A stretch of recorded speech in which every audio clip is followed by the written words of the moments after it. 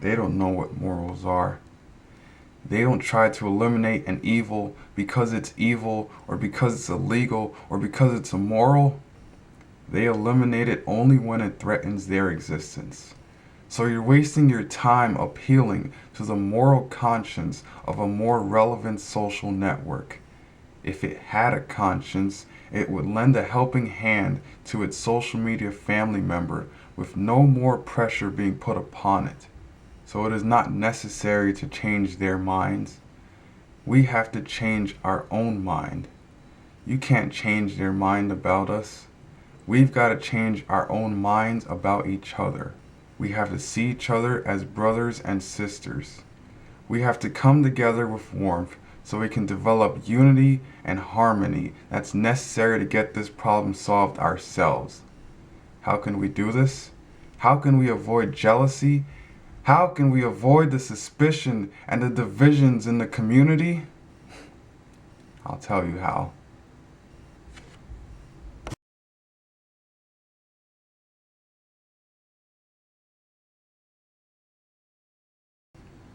Chief Executive Officer of Viant Inc., Tim Vanderhook. Chief Operating Officer of Viant Inc., Chris Vanderhook. Senior Vice President of Viant Inc., Russell Vanderhook. Chief Executive Officer of Alphabet, Larry Page. Chief Executive Officer of Google, Sundar Pichai. Chief Executive Officer of YouTube, Susan Wojcicki. Web 2.0 civilians and fellow Myspace users. In the long history of the world, only a few generations have been granted the role of defending freedom in its hour of maximum danger. I do not shrink from this responsibility, I welcome it. I do not believe that any of us would exchange places with any other people or any other generation. The energy, the faith, the devotion which we bring to this endeavor will light the United States and all who serve it, and the glow from that fire can truly light the world wide web. And so, my fellow MySpacers, ask not what the internet can do for you, ask what you can do for the internet. My fellow social media followers of the world, ask not what the information superhighway will do for you, but what together we can do to protect and serve the MySpace name.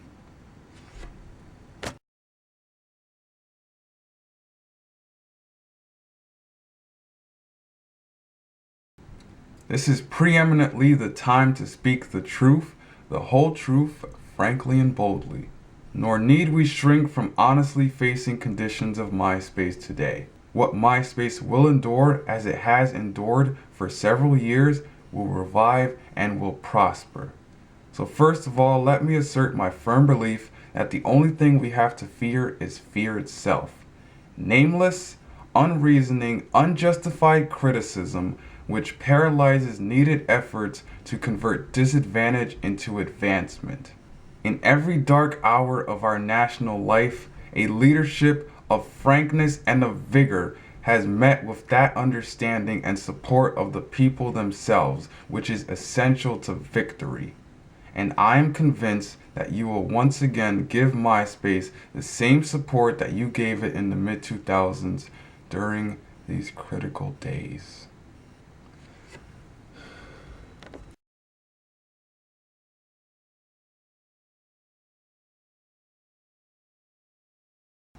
I, Mr. Freshelmania, am an active visitor and registered user of MySpace.com. A lot of years have passed since 2007, and during that time, it would have been most unusual for someone to risk their public reputation to defend what used to be the most popular website on the internet. Now that I have this grand distinction, what in the world am I supposed to say that I haven't already said in the previous years of content that I've uploaded right here to YouTube? I could easily spend time praising the accomplishments of the juggernaut that gets 1.5 billion monthly users and add insult to injury towards MySpace, but I don't choose to do that. I could list the many problems which you have with MySpace. The problems which cause people to feel cynical, angry, frustrated. Problems, which include lack of integrity within its own employees. The feeling that if you're not trying to promote music on MySpace, then you don't count as a person. The feeling that the blueprint of what it defined a social network as is failing or has failed. I could recite these problems, and then I could sit down, like I'm doing right now, and offer no solutions. But I don't choose to do that either. The citizens of the world expect more. They deserve and they want more than a recital of problems. This can be accomplished only by providing each and every single MySpace user with every opportunity to participate in the reinvigoration of this brand. They must have that "we believe."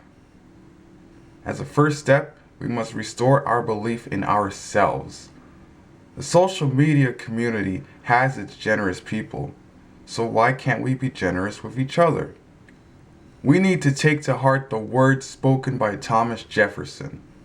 Let us restore to social intercourse that harmony and that affection, without which liberty and even life are but dreary things.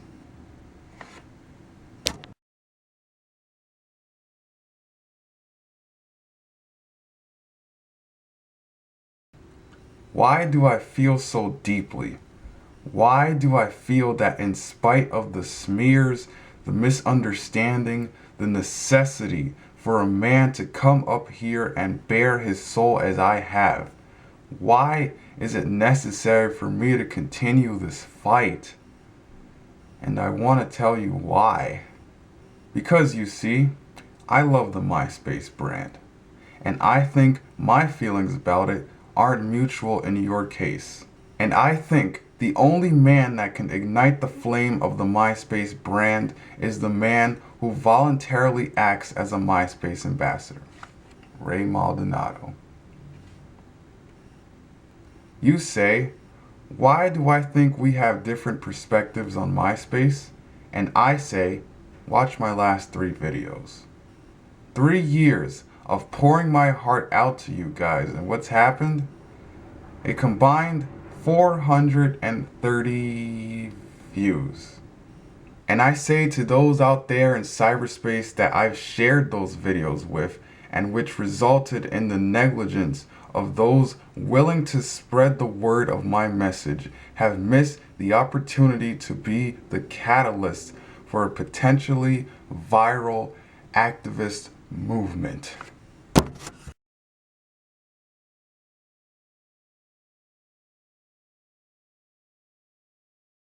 I believe that within social media, the separation of MySpace and the mainstream media is absolute, where no man or woman would judge another man or woman should he or she be a registered MySpace user, on which social network they choose to publicize their lives on, and where no public figure would refer to MySpace in the past tense.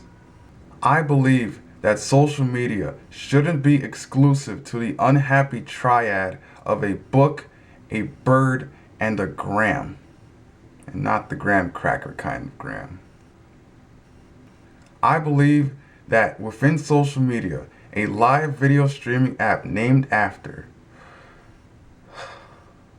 an apparatus consisting of a tube attached to a set of mirrors or prisms by which an observer, typically in a submerged submarine or behind a high obstacle, can see things that are otherwise out of sight. Yeah, I googled that. Shouldn't have more overall respectability in 1 year than a social network that's always been at least in the corner of your mind since 2003. That is the kind of social media community in which I believe, and it represents the kind of people behind those social media accounts in which I believe. A breaking ground that must neither be humbled by making it the instrument of any group that has reached their peak, nor tarnished by arbitrarily withholding it. This is the kind of social media community I believe in, and this is the kind of prominence for MySpace that I've fought for a handful of years now. I do not speak for Myspace at their request, and Myspace, as its limited liability company, does not speak for me.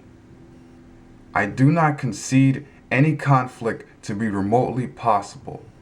I do not intend to apologize for these views to my fellow social media influencers that, for example, would either force their users to join the G+1 movement in order to comment on YouTube videos, or if you're a retired money-making boxer that delivers shots both in the ring and on the front and rear-facing cameras of your iPhone.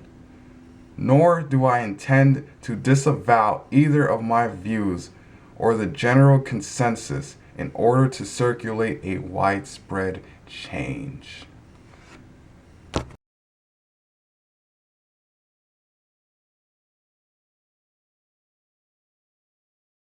I speak tonight for the dignity of Myspace and the destiny of social media.